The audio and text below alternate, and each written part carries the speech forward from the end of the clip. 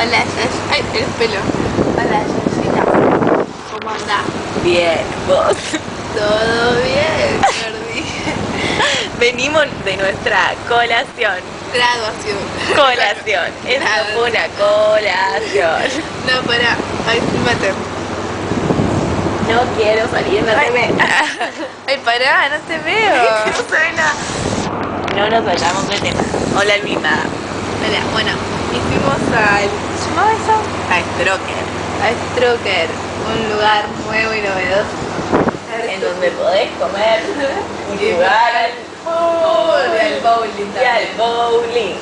Y la pasás bárbaro porque después empiezan a tirar como una especie de humo. Una especie de humo y música. Y ay, volá, filmó acá.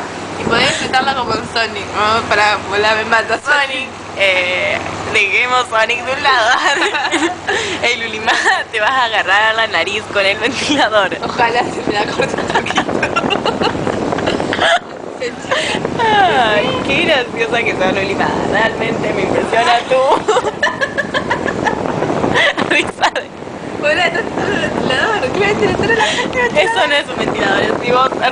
Luli, tenés que hacer esto.